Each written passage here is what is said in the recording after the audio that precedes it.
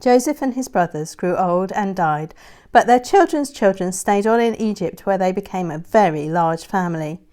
Later on, a new king began to rule, but this Pharaoh didn't remember Joseph, and he didn't like God's people.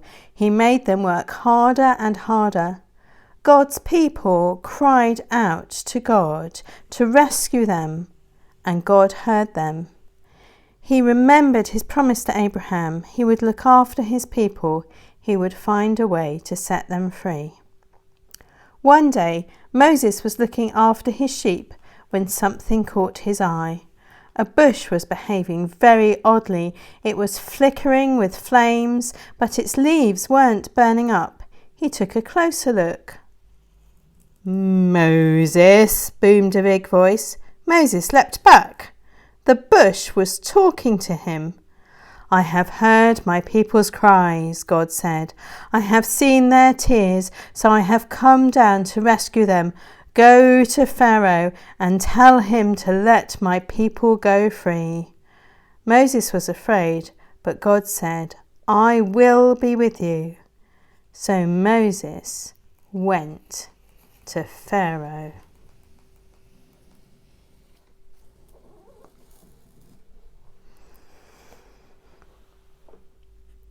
"Pharaoh," Moses began, "God says—" "God," said Pharaoh.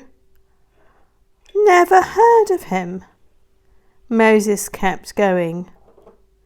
"God says, let his people go free."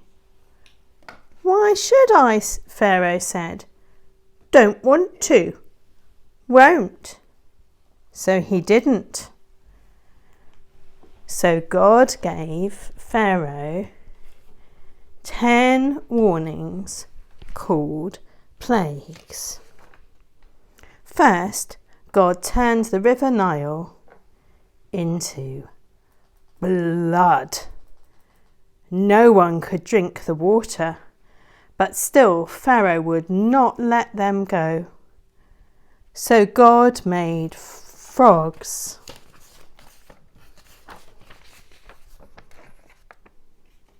Come hopping and leaping and jumping in your bed frogs, in your hair frogs, in your soup frogs, all over everywhere frogs. "Make them go away," Pharaoh screamed. "Then your people can go." So God took the frogs away. But Pharaoh changed his mind. "You can't go," he said. Then God sent zillions of gnats. But still Pharaoh said no. So then God sent swarms of flies. Flies buzzing in your eyes, flies. And after that, sickness and horrible boils. And then huge hailstones. And after that, a swarm of locusts. Then darkness, when it should have been day, until it seemed that the whole world, creation and everything was coming undone, falling back into darkness and emptiness and nothingness. But each time Pharaoh said, "Make it stop and then I'll let them go." And each time when God made it stop, Pharaoh changed his mind and said, "Actually, no, you can't go." Finally, Moses warned Pharaoh, "Obey God or he will have to send the worst in of all." But Pharaoh just laughed. So God said, "The oldest boy in each family of Egypt must die, but my people will be safe." God told his people to take their best lamb, to kill it, and to put some blood on their front doors. When God passes over your house, Moses explained, God will see the blood and know that the lamb died instead of you.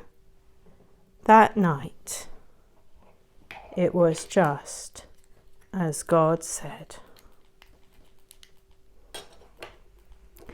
Suddenly, piercing the darkness, echoing down the corridors of the palace, came a blood-curdling scream. Pharaoh's oldest son had died. At last, Pharaoh did just what God said. "Get out!" Pharaoh shouted. "Just go!"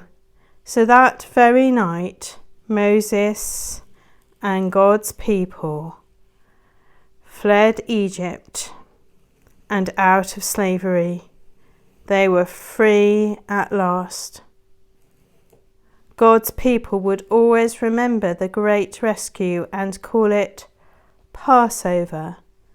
But an even greater rescue was coming. Many years later, God was going to do it again.